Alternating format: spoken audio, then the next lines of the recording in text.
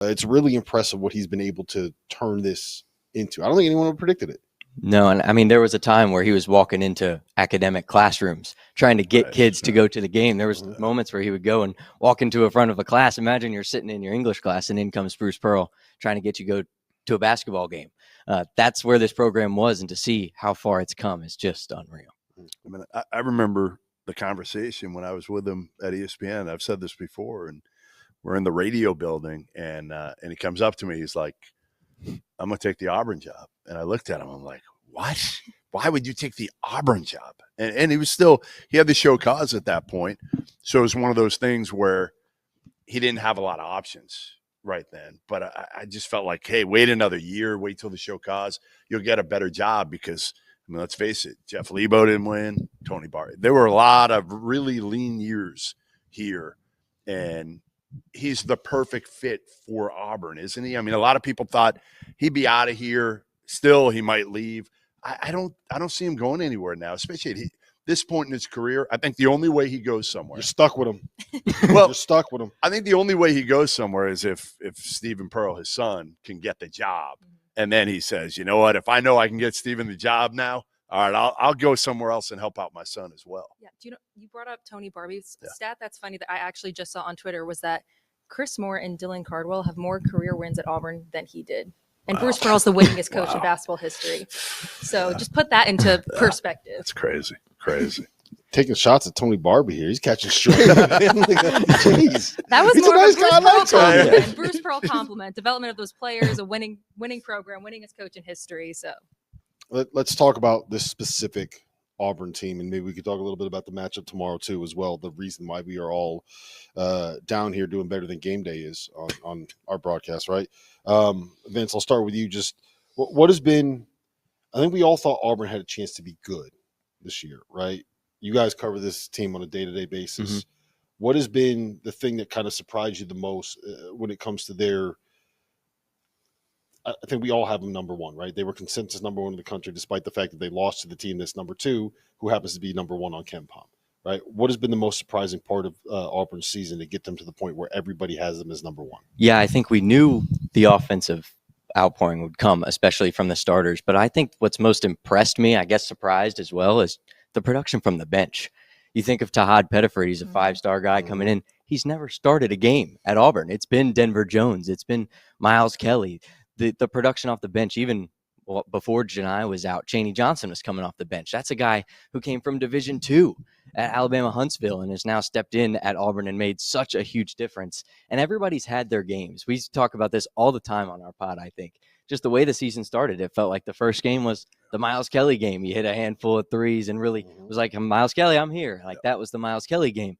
Houston was the Tahad Pettiford game. And then you go game by game, it was somebody different. In Maui, it was this person. That Iowa State comeback was this person. It was that person. That's what I think surprises me most about the team is that every game it can be another guy. You can stop 7, but 8 might crush you. Yeah. So you never know who's going to step up, and I think that's what makes them just so dangerous. I agree with that because not only you're seeing this team, like we saw it with Johni Broome. Someone would have their game, but Johni Broome would still have a 20-point game. We're seeing it now where Chad Baker-Mazara had 18 points in the first half against Mississippi State. Chaney Johnson had 17 against Mississippi State.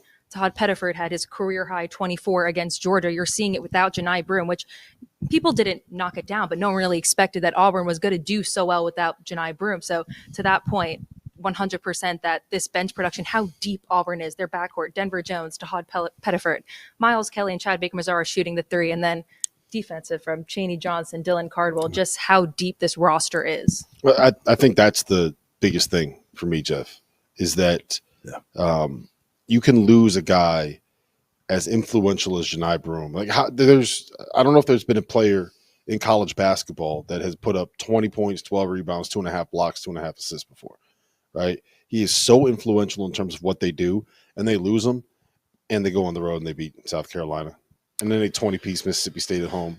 And then they go on the road and beat Georgia in a building where Kentucky lost and Georgia beat someone else. I can't remember off the top of my head. But that's been the most impressive part to me is that it doesn't really matter that you don't have the National Player of the Year on your roster. Said no one ever, right? Yeah, right? Like, that's crazy. And you just watch this team. And, I've seen them twice in person now. And you're like, all right, they're not the most talented team in the world. They're not, but they play hard.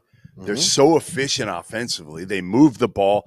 They make shots, right? I mean, they have shooters all over the court right now that have made, and I think that breeds confidence, right? I mean, they've all been shot makers, and now they're believing they can all make them and continue to take them. And Bruce kind of gets on them when they don't.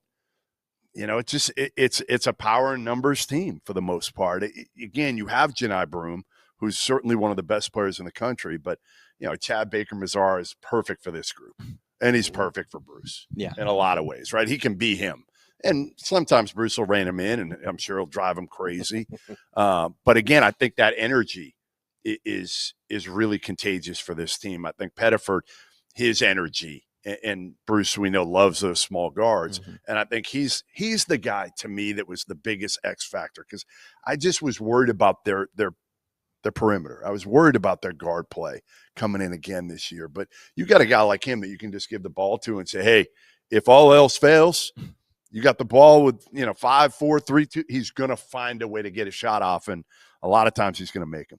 Yeah, the Pettiford, man. I did not see this coming from him. He's so much better and different than a lot of those other smaller guards that Bruce has had, whether it's Jared Harper, certainly, Aiden Holloway. He's last similar. year. He's similar to Jared Harper to me, but like he's so much. This is gonna sound mean. He's so much better than the guys that they've had in the last couple of years because he can actually make the shots that he takes. Right, Mhm. like Right. we used to make the joke. Like sometimes you would just wish Wendell Green. Oh. he was Wendell He Green. was right? tough. Like He was tough to watch. He was a good player, and He thought he was a great player. and did some things that were just not the way that you needed him to play to be able to succeed. And Todd Pettiford, like I don't know if I don't know what his ceiling is as a guy. I don't know if he's an NBA player, but he is a damn good college basketball player. It is when he gets going, Vince. When he gets going, Yeah. There aren't 5 players in the country that are. He could take these like 23-foot step backs with a hand in his face, and you're like, yeah, that's going in. Yeah, it's almost like he's a good mix of high school Brandon Jennings and John Wall. That's what I like to say. He's got the speed and the driving ability of John Wall, but he's shifty enough and can get to his spots like Isn't Brandon he too young Jennings. to have that comp? Yeah, like what do you? I watch high school mixtapes. Wow. Paul's life's been a thing. He Come said he's been on. watching Sports Center since like kindergarten. Yeah, so. I watch All Sports right, Center 6 okay. a.m. every All day right. since There you kindergarten. go. Give me your top 5 Sports Center anchors of all time. Go. Neil Everett, Stan Barrett, Stuart Scott, Scott Van Pelt, and I was worried there for a minute. Yeah, I was gonna no, say SVP watches this show. 5. Ooh, 5's tough. There's a lot of good ones. Give me Reese. You can't beat Reese. I know he's not a Sports Center guy, but ESPN. Reese is awesome. Yeah. Reese is phenomenal. Yeah. And so is Jay Will. Yeah. And so is Jay Pillis. Yeah. It's Carter too. Like you just could not name everybody except for your best friend. No, I just named all the really good people on game day. What do you mean? So, Andrea Joe, Carter's Joe. awesome. All right, let's talk about this matchup tomorrow. Let's do it. Chaz Lanier has kind of gotten it going again a little bit, right? We know how tough and how physical Tennessee can be. What is the key outside of finding out if Johni Broome is going to be playing tomorrow? As you said, he's a game time decision. I'll ask you about that in a second. But what is the key for Auburn, and what does Tennessee have to do to be able to win this game tomorrow in your mind? I think for Auburn, win the boards and you win the game. That's something in the previous games without Johni Broome. That sounds like you were in practice today and you heard Bruce Pearl just say, guys, we win the boards, we win the game. True. It's true. No Johni Broome. Somebody's got to What's step funny up. is Marlene David, the Auburn SID, heard you say that, started Shout out laughing in the background. Shout out to Marlene. It's true, though. I mean, you look at the last couple of games, and that's what Bruce has said that he was worried about in the last couple of games without Johni Broome. But Dylan Cardwell is a guy that makes such an impact on the game. I think he's one of the best big man, like front court defenders that can guard any position 1 through 5 in the country. If he can do that against a Tennessee team that switches with Zakai and all their bigs and tries to get to the basket, that's what Zakai wants to do, get in the basket and find his guys. If they can limit that and get the rebound and start their offense, that'll be huge. I think Jaheim Hudson stepping up will also be big. And look at guys like Chad Baker-Mazara and Miles Kelly too. Their rebounding numbers have been a lot higher than they have been the rest of the season in the absence of Johni Broome. Miles talked to us and he said he's the big body, big guard Miles right now. So he's trying to get to the boards and trying to crash, because it helps the entire team once the ball gets rebounded and you can start that break.